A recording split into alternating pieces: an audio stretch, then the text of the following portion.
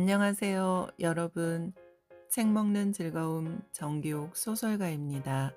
구독과 좋아요 눌러주시면 책 먹는 즐거움 채널에 큰 힘이 됩니다. 오늘은 이채윤 소설가의 단편 소설 상실의 기쁨 낭독해 드립니다. 서점에서 같은 책을 훔치다 만나게 된 두 남녀의 인연 이야기 속으로 함께 들어가 보시죠. 상실의 기쁨, 이채윤 단편 소설. 아침에 눈을 떴을 때 가랑비가 내리고 있었다. 또 가을비다. 세상 모든 나뭇잎들을 떨구어 내리는 차디찬 비다. 길바닥을 온통 노란 은행잎으로 뒤덮고 마는 한서린 잎긴 같은 안개비. 어제 집에 돌아오는 길에 어깨며 머리 위로 마구 떨어지던 나뭇잎들. 촛불을 켠 듯이 황금빛으로 타오르던 은행나무는 자신의 불꽃을 모조리 떨어뜨리고 나신이 되어가고 있었다. 나는 으스스 한기를 느끼며 이불을 뒤집어 쓴다. 그리고 어젯밤에 그에게서 온 카톡을 생각했다. 나는 매일 소요산역에서 전동차를 타고 출퇴근을 하는 당신을 봅니다. 오늘은 베이지빛 바바리 코트를 입으셨더군요. 당신은 또박또박 뒤도 안 돌아보고 대합실로 걸어 들어갔습니다. 당신은 정확하게 7시 25분에 도착해서 30분 전동차를 탔습니다. 나는 당신이 떠난 대합실에 앉아서 할 일 없이 책 한 권을 도스토예프스키의 백야입니다. 다 읽고 하숙집으로 돌아왔습니다. 내일 또 뵐 수 있기를. 그는 며칠 전부터 나의 일거수일투족을 다 보고 있었다. 그러나 그는 편집증 환자이거나 스토커가 아니다. 그는 나를 추적하고 뒷조사하고 경찰에 고발할 수 있는 권리를 가진 사람이다. 나는 2달 전에 1천만 원이 든 그의 지갑을 훔친 범죄자다. 이불 속은 아득하기만 하고 나는 꼼짝도 하기 싫은데 종일 그러고 있을 수가 없다. 이제 어머니는 밥을 차려놓고 나를 깨울 것이다. 지연아, 어서 일어나. 출근해야지. 벌써 7시야. 그러면 나는 하는 수 없이 일어나서 씻고 밥을 먹고 집을 나설 것이다. 그때부터 나는 또 그의 포로가 된다. 우리 집은 역정길 건너편에서 조그만 마트를 하고 있어서 밖으로 나서는 순간 나는 도로에 서 있게 된다. 그는 역전의 어느 집, 아마 2층일 것이다. 밖을 내다보고 있을 것이다. 그러나 나는 그가 어디에 있는지 알 수가 없다. 나는 지난 사흘 동안 하루에 한 번씩 오는 그의 카톡을 받았다. 첫날의 카톡은 이랬다. 오늘 지연 씨를 2번째 보았습니다. 2달 전 처음 본 날보다 무척 아름다우시더군요. 자주 뵐 것 같은 기분이 듭니다. 그럼. 나는 그 카톡을 보고 깜짝 놀랐다. 나는 그의 이름을 읽고 불에 댄 듯 깜짝 놀랐다. 백승태, 그 사람이었다. 종로의 한 서점에서 처음 만났던 다리를 조금 절던 시인. 음울해 보이기는 하지만 잘생긴 이목구비에 수려한 눈썹과 선한 눈을 가지고 있던 사람. 그런데 그는 어떻게 나에게 카톡을 보낼 수 있었을까? 나는 그에게 내 이름 외에 가르쳐 준 것이 없는데 엄지연. 내 이름이 그렇게 흔한 이름이 아니라는 것 때문에 마음에 걸리기는 했었다. 그는 내 전화번호도 생년월일도 사는 곳도 모르지 않는가. 만약 그 사람이 컴퓨터나 인터넷에 능한 사람이라면 나를 찾는 것은 가능한 것일지도 모른다는 생각을 했다. 그는 2달 동안 정신없이 나를 찾아서 헤매고 다녔는지 모른다. 나는 내가 그에게 저지른 잘못에 대해서 생각했다. 그 돈은 그의 전 재산일지도 모른다. 그런데 그는 왜 나를 어렵게 찾아놓고도 경찰에 고발하지 않는 것일까? 그는 어쩌면 서서히 숨통을 조여서 나를 말려 죽이려는 복수의 쾌감을 즐기고 있는 것인지도 모른다. 아니면 불시에 나에게 어떤 일격을 가하려고 준비하고 있는 것일까? 첫날은 그렇게 이런저런 착잡한 생각을 하며 지냈다. 그런데 다음 날도 그의 카톡이 날아왔다.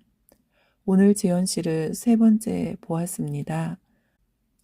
나를 보고도 못 알아보시더군요. 우리는 같은 전동차를 타고 소요산역으로 돌아왔습니다. 지연 씨가 나보다 먼저 내리셔서 나는 눈으로 집까지 배웅을 했습니다. 지연 씨의 뒷모습은 너무도 아름답더군요.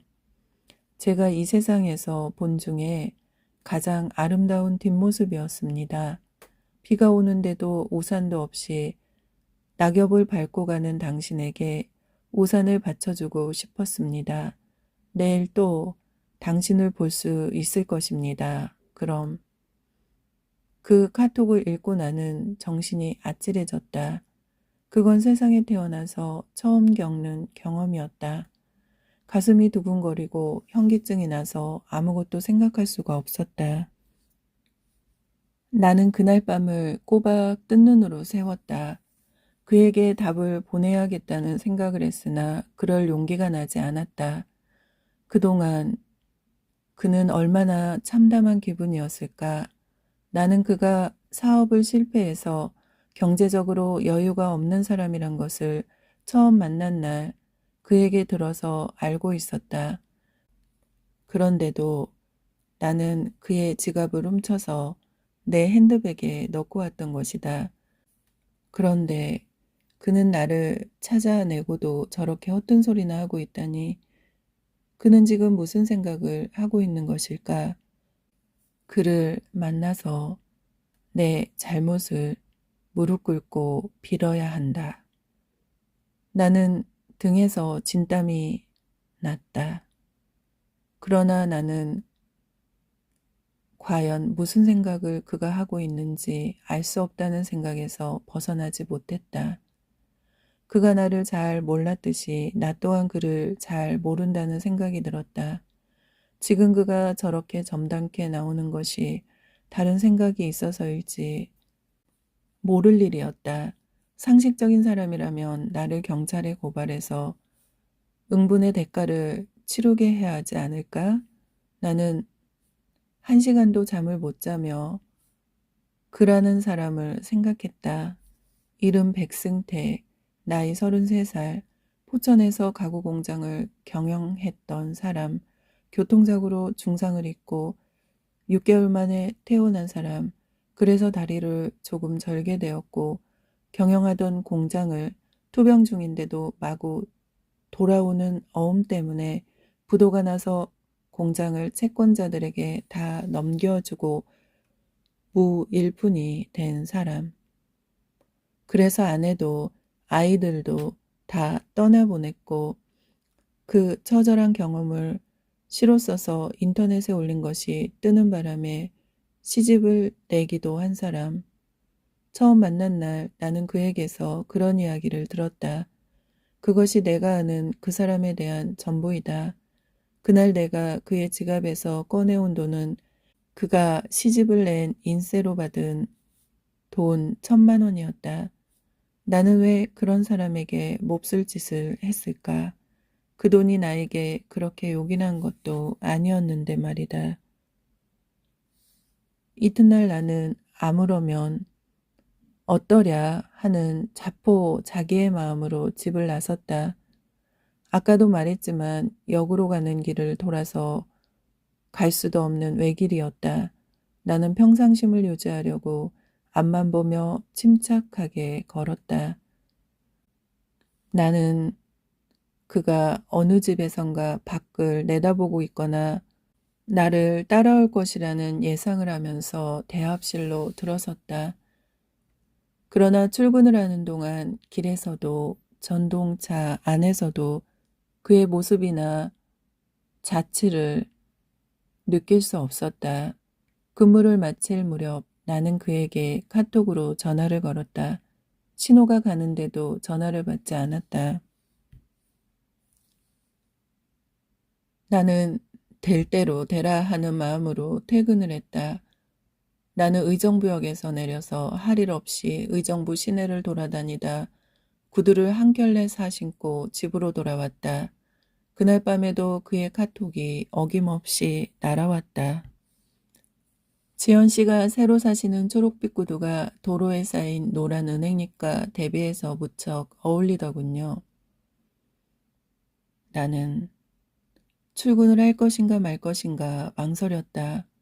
몸살이 났다고 꾀병을 부려볼까 하는 생각도 해보았다. 그러나 그것은 내 성미에 맞지 않는 일이다. 내가 출근을 하지 않으면 그는 우리 집으로 찾아 들어올지도 모르는 일이다. 나는 점점 조여오는 그의 추적에 위기감을 느끼고 있었다. 나는 내가 못된 여자이고 제 대가를 달게 받아야 한다고 생각했다. 그러나 나는 그 죄의 대가를 받을 준비가 되어 있기나 한 것일까? 아무러면 어떠랴. 그가 경찰을 데리고 우리 집으로 쳐들어온다고 해도 이제는 엎질러진 물이라는 생각뿐이었다. 어젯밤에 그에게 답장을 보낼 것을 하는 후회를 했다. 아니야, 지금도 늦지 않아. 하는 마음속의 외침이 있었다. 나는 일어나서 창문의 커튼을 열었다. 세상이 놀란 토끼 눈을 뜨고 나를 바라보고 있는 것 같은 착각이 일었다. 비가 내리고 있었지만 세상은 너무도 눈부신 빛으로 빛나고 있었다. 이게 그 사람의 눈빛인 게야. 그렇게 생각하는 나를 발견하고 나는 화들짝 놀랐다. 그가 지금 어디서 우리 집을 바라보고 있을까? 나는 그에게 카톡을 보냈다. 어디 계세요? 만나 뵙고 싶어요. 숨어서 사람을 보고 있군요. 비겁하다고 생각하지 않으세요? 물론 제 잘못을 알아요. 거짓말 같지만 제 잘못을 빌 기회도 없었어요. 돈은 우선 일부라도 되돌려드리겠어요. 이글 보시는 즉시 연락 주세요. 제가 출근하기 전에 카톡 보시면 역에서 만나요. 제 핸드폰으로 전화 주세요. 제 번호는 나는 강물에 내 운명을 실은 종이배를 띄우는 기분으로 카톡을 보냈다. 그리고 평상시처럼 집을 나섰다. 정시보다 5분 늦어 있었다. 잘못하면 지각하겠다. 아버지한테 자전거 태워다 달라고 그래라. 어머니가 말했다. 됐어요, 엄마. 비 오는데 어떻게 자전거를 타. 나는 우산을 펴 들고서 뒤도 안 돌아보고 뛰었다. 뒤에서 어머니의 시선이 사라졌다고 느꼈을 때 나는 우산을 접었다. 이 정도 가랑비는 맞을 수 있다고 생각하며 그에게 나의 출연을 시위하고자 함이었다. 나는 정시에 기차를 탈 수도 있었는데 일부러 타지 않았다. 나는 텅 빈 대합실 의자에 앉아 그의 시집을 읽었다. 별들이 우는 밤 편지를 쓰네. 흔들리는 술잔 위에 타는 눈빛으로 가슴을 묻어두던 숱한 나날을 점점이 대무처럼 술잔에 박네. 떠난 것이 그리우면 술잔에 받고 사는 것이 그리우면 술잔에 드네.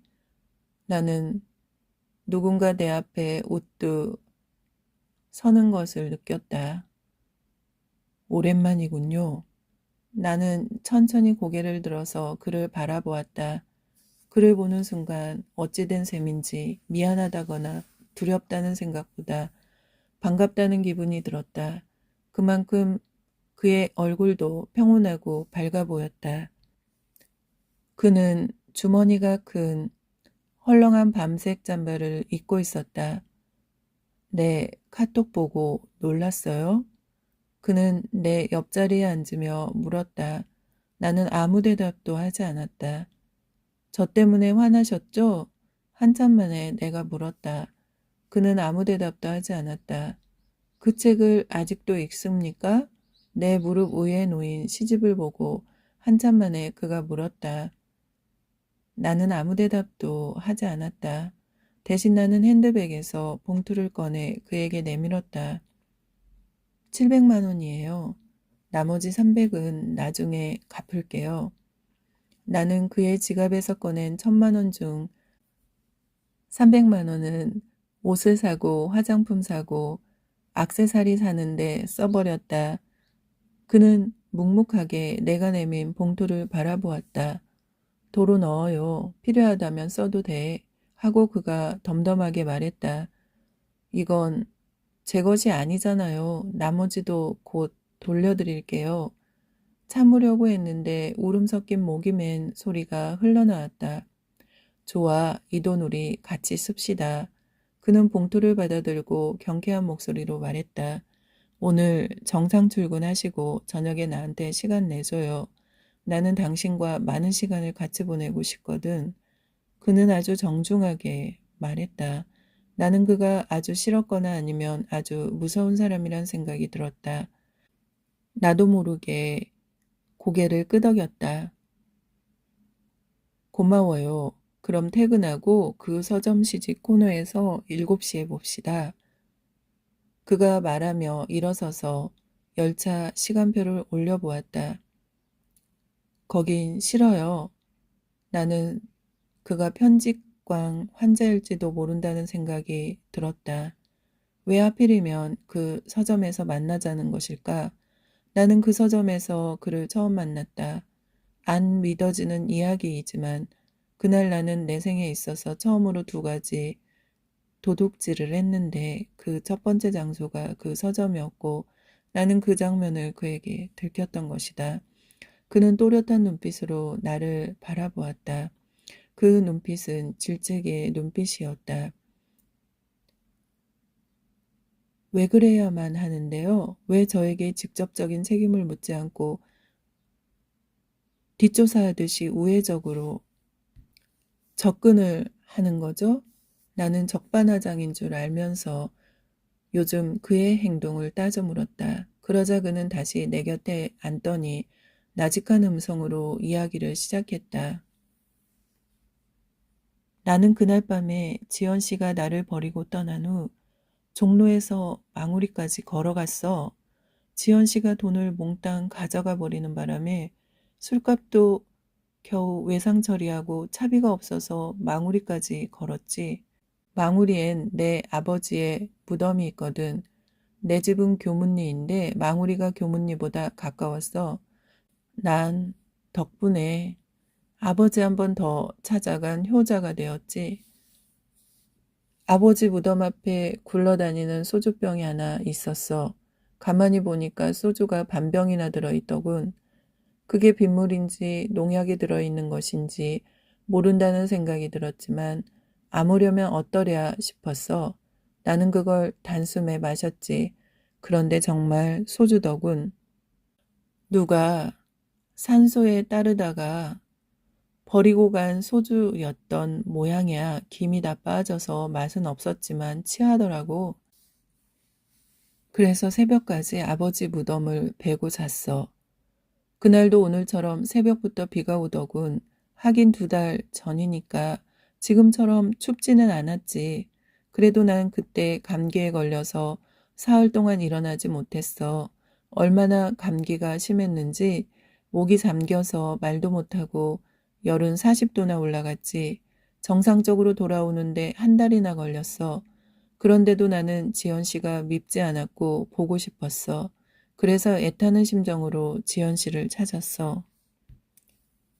그의 말은 조용하고 어조는 낭낭했지만 어떤 욕이나 질책보다도 더 내 가슴을 후벼 팠다. 그 말을 마치며 그는 해탈한 사람처럼 허어로운 웃음으로 나를 바라보았다.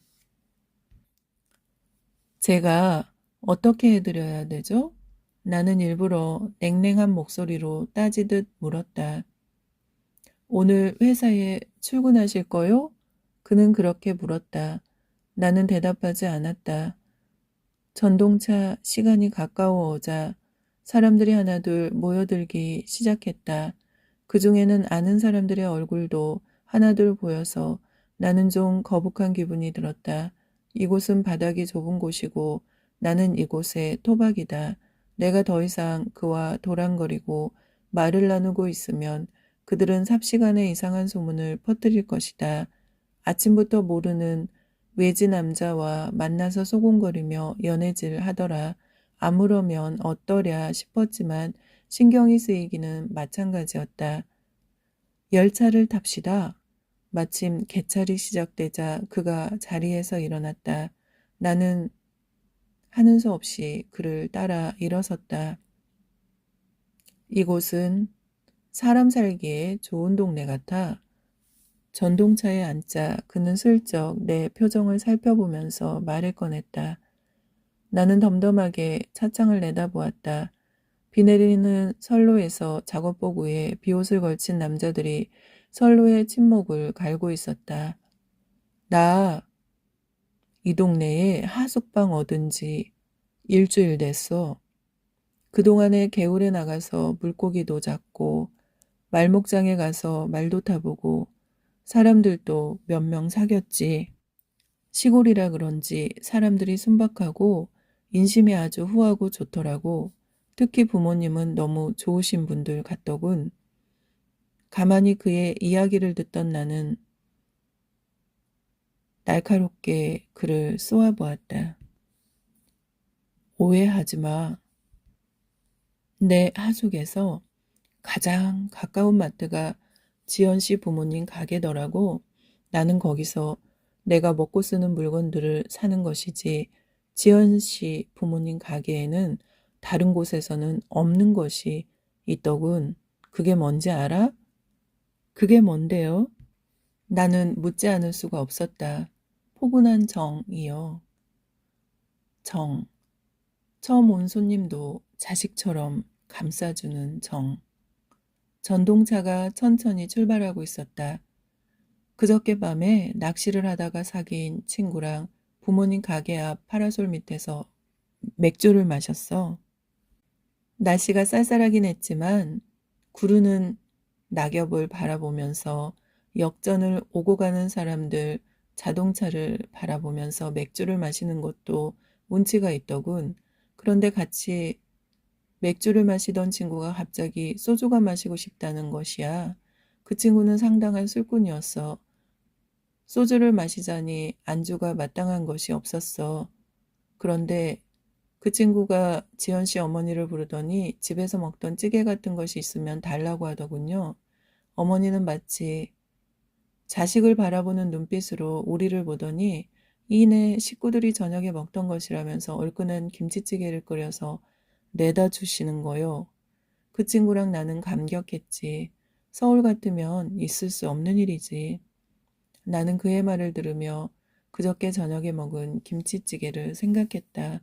다음날 아침 식탁에 김치찌개가 빠진 것은 그 전말을 알게 된 셈이다. 나는 그가 정말로 그 일에 감격하고 있다는 생각이 들지는 않았지만 전동차가 소요산역에 도착할 때까지 이야기를 나누면서 그는 그런 일에 쉽게 감동을 받을 수도 있는 사람이라는 것을 깨달았다. 그리고 종로까지 전철을 타고 오면서 나는 내가 그가 의도하는 만남의 표적에서 그 사정권에서 쉽게 벗어나지 못하리라는 예감을 가지게 되었다. 그는 어쩌면 집요하고 악랄한 면을 일부러 숨기고 있는 사람인지도 모르겠지만 나를 휘어잡는 부드러움을 가지고 있었던 것이다. 자신의 지갑을 턴 도둑을 미워하지 않는 피해자와 그 피해자를 무덤덤하게 대하고 있는 한 여자, 나는 참 묘한 만남이라는 생각이 들었다. 그는 볼 일이 있다면서 청량리 역에서 내렸다. 7시에 서점에서 봐요. 헤어질 때 그가 말했다. 나는 하는 수 없이 고개를 끄덕였다. 그는 무엇을 확인하고 싶은 것인가. 퇴근을 하고 나는 약속 장소로 나갔다. 그는 그 서점 시집 코너 앞에서 책을 들여다보고 서 있었다. 내가 다가서자 반갑게 활짝 웃었다.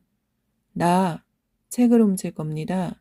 그는 내 옆구리를 툭 치며 말했다. 그 말을 하는 동시에 그는 들고 있던 책을 잠바 주머니에 탁 집어넣는 것이었다.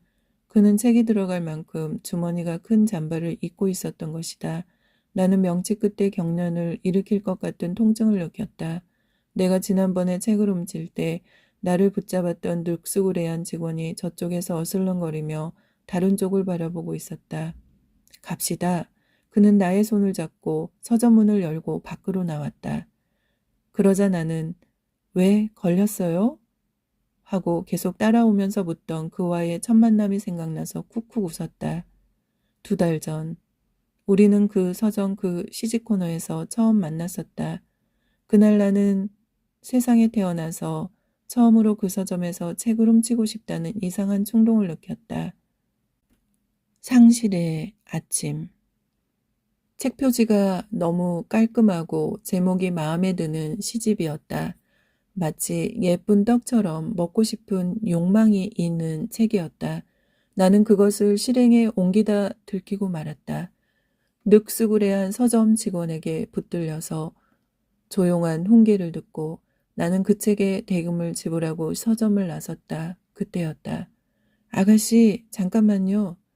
하고 뒤에서 누가 부르는 소리가 들렸다. 나는 잔뜩 긴장한 얼굴로 돌아보았다.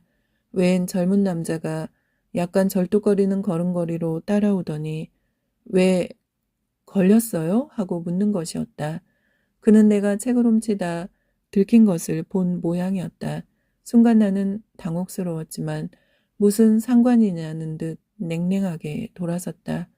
실은 나도 그 책 훔쳤거든요. 그는 나에게 따라붙으며 자기 봉투에서 슬쩍 책을 꺼내 보였다. 나는 어이가 없어서 그를 쳐다보다가 킥 웃었다. 그도 낄낄거리며 웃었다. 하필 왜 그 책 훔치셨어요?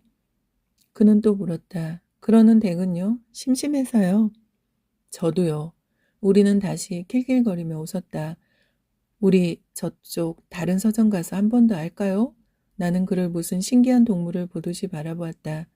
아저씨, 도둑이죠? 왜요? 겁납니까? 나는 앞을 바라보고 빠른 걸음으로 걸었다.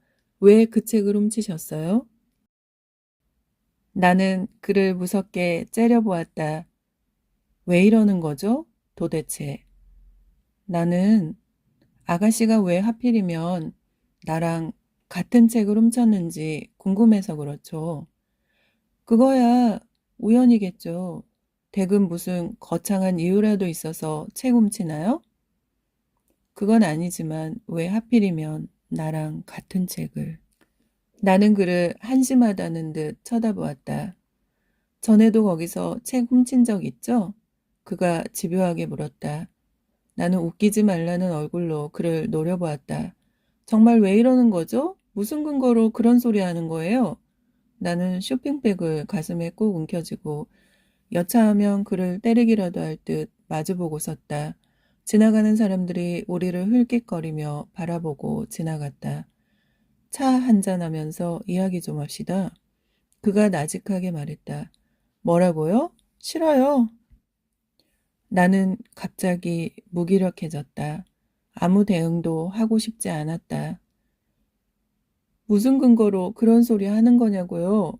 나는 거의 울듯이 작은 소리로 물었다. 어깨가 조금씩 흔들리고 있었다. 아, 이거 내가 공연한 소리 했나 봐요. 이봐요, 아가씨. 난 농담으로 그런 거요. 그가 내 어깨를 감쌌다. 그때 나는 그것을 거의 느끼지 못하고 있었다. 단지 나는 원망이 가득 찬 물결인 눈으로 그를 올려다보았다. 나는 무엇하고 그에게 할 말을 찾아야 한다고 생각했지만 아무 말도 떠오르지 않았다. 그저 아연했다. 그가 길가의 카페로 나를 데리고 들어갔고 나를 위로했다. 이야기를 하면서 나는 그가 나처럼 책을 훔친 사람이 아니라 내가 훔친 책의 저자란 것을 알게 되었다.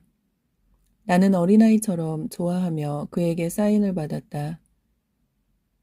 우리는 다정한 사이처럼 나이트클럽까지 가서 춤을 추었다. 나는 23살이었고 그는 33살이었다. 우리는 나이 차이를 못 느끼고 마냥 행복하게 까불며 놀았다. 왜 책을 훔쳤어요? 이번에는 내가 그에게 물었다. 그러면서 나는 그에게 잡혀있는 손을 의식하고 슬그머니 빼냈다. 나도 세상의 물건을 훔칠 수 있는가 확인해보고 싶었던 겁니다. 그는 미리 준비한 대답을 하듯이 말했다. 그래서 스릴 느끼셨어요? 아니요, 별 재미가 없군요. 지연 씨는 이런 일에 스릴 느꼈나요? 그는 나를 아주 강한 시선으로 바라보았다. 나는 아주 강하게 고개를 가로저었다. 나는 집안이 대단한 부자로 사는 것은 아니지만 형제들을 대학에 보낼 정도는 되는 화목한 중류 가정에서 자랐다. 그런데도 이따금 백화점 같은 곳에 갔을 때 물건을 훔치고 싶은 충동을 느꼈다. 그때마다 나는 그것은 무엇인가 내게 결핍되어 있어서 우러나는 반작용 같은 것이 아닐까 하는 생각을 하곤 했다. 나는 뛰어난 절제력을 발휘해서 한 번도 그 유혹에 넘어가지는 않았었다. 그를 만난 날은 어떻게 된 셈인지 하루에 2번씩이나 그런 일을 저지르고 말았다. 아무리 생각해도 알 수 없는 일이었다. 거리에는 아주 쓸쓸한 가을바람이 지나고 있었다. 가로수들은 바람에 불려 이리저리 거리를 방황하고 있었다. 우리 그때 거기 가서 맥주 마실까? 좋아요. 우리는 카페로 들어가서 전에 앉았던 자리에 앉았다. 그는 지난번과 같은 술과 안주를 시켰다. 그동안 미안했어요. 제 원망 많이 하셨죠? 나는 처음으로 사과의 말을 했다. 정말 원망할 뻔했는데 다행히 시집이 많이 팔려서 먹고 살 돈이 충분히 들어왔어. 그래서 지연 씨가 급한 일 있어서 그랬거니 생각했지. 지연 씨 생각하면서 몇 편 시를 쓰기도 했지. 정말 저를 원망하지 않았어요? 전 재산을 다 잃어버리고도 살았는데 그 정도 잃어버렸다고 죽기야 하겠어? 하는 마음이었지. 나는 놀라워서 그를 바라보았다.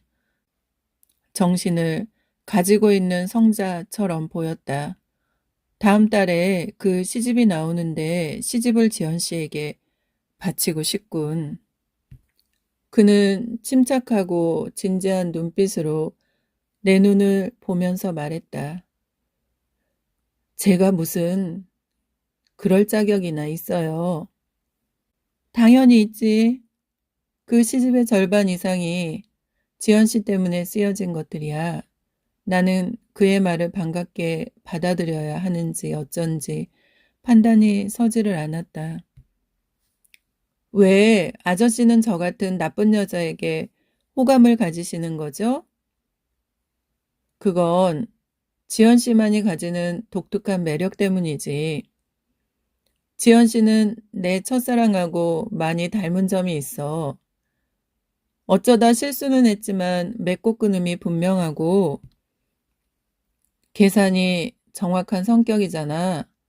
나는 지연 씨를 처음 본 순간부터 지금까지 그걸 알았고 줄곧 안아주고 도발해보고 싶다는 생각에 사로잡혀 있어. 그는 술 탓인지 다소 들뜬 기분이 되어 노골적인 감정을 내보이며 말했다.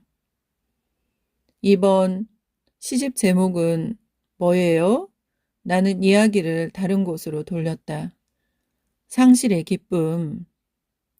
그건 말이 안 되잖아요. 상실이 어떻게 기쁨이 돼요? 그걸 느껴본 자만이 아는 기쁨이 있지. 그는 자기만의 은밀한 기쁨을 이야기해 주듯 말했다. 나는 놀랐다. 상실의 아픔이 기쁨이 되다니. 우리는 지난번과 같은 양의 술을 마셨다.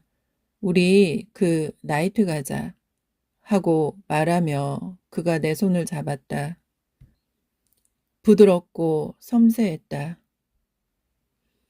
그런데 왜 우리가 처음 만났던 곳 사건 현장 확인하듯 다 가보아야 하는 것이죠? 나는 그의 저의를 확인하고 싶어서 물었다. 그러자 그가 씩 웃으며 나를 바라보았다. 지연 씨가 정말 상습범이라면 아까 그 서점에 안 나타났을 거야. 그리고 이렇게 나를 따라오지도 않을 거고. 난 지연 씨의 순수함을 확인해 보고 싶었던 것이지. 그건 범죄 심리학에서 나오는 것인가요? 그렇게 거창한 것은 모르겠고, 적어도 내 직감은 그래. 그가 밝게 웃었다. 나는 그의 손을 꼭 잡았다. 우리는 네온이 명멸하는 환락의 골목으로 접어들었다. 잠시 걸어가자 나이트클럽 코파카바나의 번쩍거리는 간판이 눈에 들어왔다. 문 앞에는 머리통이 크고 작달막한 난쟁이 아저씨가 손님을 부르고 있었다. 아저씨, 여기 근무하신 지 얼마나 되죠? 그는 지난번과 똑같이 몸을 낮췄다. 오래됐어요. 15년. 난쟁이 아저씨도 지난번처럼 흰자위가 많은 눈알을 빙글빙글 돌리며 똑같이 대답했다. 맞아요. 내가 10년 전에 여기 드나들었는데 그때도 아저씨가 있었어.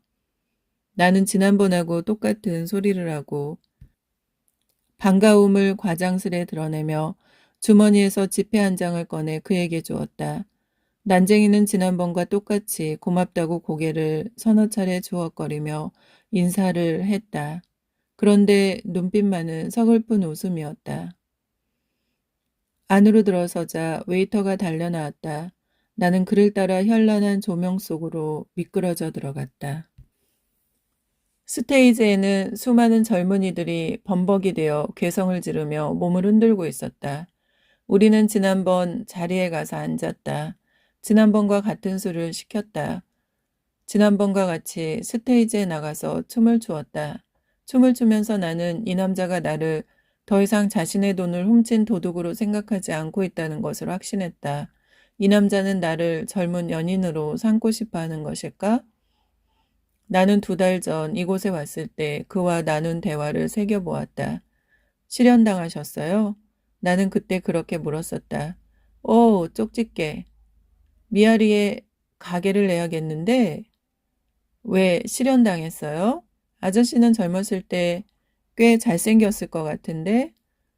이봐 지연 씨, 자꾸 젊었을 때 하지 말라고. 난 아직 20대야. 듣는 젊은이 기분 나빠? 그는 얼큰하게 취한 목소리로 대답했다. 그래도 아저씨는 여기 손님 중에는 제일 연장자 같아 보이잖아요. 그는 문득 주위를 둘러보았다. 스테이지에서 나부끼는 아이들은 거의가 10대 후반으로 보였고 앉아서 술을 마시는 축들도 20대 초반의 아이들인성 싶었다. 30대가 넘는 사람들은 거의 보이지 않았다. 왜 노땅이랑 있으려니까 쪽팔려? 아니에요. 우리 나가요. 춤추자고요. 그는 나를 잡아 끌었다. 그는 다리가 불편한 탓에 구부정한 몸놀림으로 우스꽝스럽게 춤을 추었다. 나는 앞에 서서 계속 키득거렸다. 나는 물에서 노는 고기처럼 가볍고 부드러운 몸놀림으로 그를 리드했다. 살짝 살짝 다리를 들고 허리를 가볍게 돌리면서 그의 손을 잡고 몸의 율동을 리드했다. 그는 어정쩡한 자세로 경중거리며 나를 따라 몸을 움직였다. 주위에서 아이들이 우리를 보고 박수를 치며 리듬을 맞춰 주었다. 브루스 타임이 되자 그는 구원받은 사람처럼 나를 안았다. 그는 23살의 내 싱싱한 몸을 튀어오르고 솟구치는 물고기인 양 꼭 안고 돌았다. 그는 절뚝거리기는 했지만 블루스에는 기재였다. 다시 자리로 돌아왔을 때 우리는 연인처럼 붙어 앉았다. 그러면서 우리는 서로의 삶에 대해 이야기를 나누었다. 그가 교통사고가 나던 날에 이야기를 시작했고 투병 생활을 이야기했고 사업이 거덜나고 백수가 된 이야기를 했다. 그날 나는 재수가 너무 좋았어. 혼수 가구를 3세트나 계약했고 지방 대리점을 하겠다는 전화가 2군데에서 나왔고 헤어졌던 여자, 나는 아내와 사이가 좋지 않아서 그때 방황하고 있었어. 헤어졌던 여자에게서 전화가 왔지요. 이대로 나가면 사업은 성공을 거두고 그녀와 달콤한 관계를 계속 유지할 수 있을 것이다. 나는 휘파람을 불며 공장으로 차를 몰았어. 그런데 재수가 너무 좋았던 것일까? 느닷없이 중앙선을 넘어온 차가 내 차를 덮쳤어. 내 차는 지붕이 날아갔고 나는 사흘 만에 깨어났어. 깨어나 보니 내 인생의 모든 것이 바뀌어져 있었어. 다행히 얼굴이나 내장은 멀쩡했지만 다리를 절게 되었고 그 여자는 물론 아내마저 떠나갔고 운영하던 가구 공장은 문을 닫고 말았지. 살아난 것만도 다행이다. 사람들은 모두 그렇게 말했어. 정말 재수가 좋긴 좋은 날이었던 모양이야. 그러나 나는 이해할 수가 없었어. 사장인 내가 중환자실에 실려가 정신을 놓고 있는데 수표는 돌아왔고 내 공장은 마침내 부도 처리가 되고 말았어. 거래처, 미수금을 직원들과 거래처가 찢어 발기듯이 나누어 가졌고 공장기계와 임대 보증금은 금융권이 가져갔고 다 막지 못한 수표와 은행 융자금은 송두리째 빚으로 남고 말았지. 그들은 내 모든 것을 다 가지고 가고 말더군. 같이 기계를 돌리고 같은 솥에 밥을 먹던 직원들도 뿔뿔이 흩어져 가고 말았지. 나는 그때 생각했어. 모든 것은 물거품으로 돌아가는 인어 공주의 순정만큼도 영혼도 없는 우연들이란 말인가. 나는 병신몸으로 세상을 다시 거닐며 생의 환희를 맛보기 전에 물거품처럼 꺼져가는 인간관계를 보았고 사채빚, 은행빚에 쫓기며 세상의 속살을 켜켜이 제껴내는 눈과 베어먹을 수 있는 이빨을 가지게 되었어. 내 생명은 살았지만 사회적 죽음이 시작된 거야. 나는 아까 저녁 무렵 종로 내거리에서 가만히 서 있어 보았어. 바닷가에 포말이 부글거리듯 밀려오가며 부글거리는 수많은 사람들, 서로가 서로의 옷깃을 스치고 있지만 알 바 없는 잉잉거리는 우연들. 이 잉잉거리는 것들이 모여서 한 세상 살다가 간다고 생각했어. 우연에 우연이 겹치면 필연이라 했던가? 길 가다 우연히 만난 여자와 결혼을 하게 된다면 우연은 필연이 된다고 했던가? 나는 그런 심정을 시로 썼어. 인터넷에 올렸더니 출판사에서 출판 제의가 들어올 정도로 반응이 좋았어. 책이 출간되어 서점에 깔렸다는 소리를 듣고 나는 신생의 기쁨을 느끼며 모처럼 종로로 나왔던 거야. 나는 종로의 대형 서점에 가서 내가 쓴 글이 책이 되어 서점에 놓여 있다는 것을 신기하게 바라보며 시집 코너를 몇 바퀴째 돌다가 지연 씨를 만나게 된 거야. 이건 또 무슨 새로운 우연이고 필연인가 싶어. 왜 하필 지연 씨가 나의 시집을 훔치게 되었을까? 그때 그는 그렇게 자기의 긴 이야기를 의문형으로 맺었다. 나는 그가 가련하다는 생각이 들었다. 그런데 그가 화장실에 갔을 때 나는 그의 벗어놓은 양복 윗도리에 무심코 손이 갔다. 두툼하다는 생각이 들었다. 상당한 돈이 들어있었다.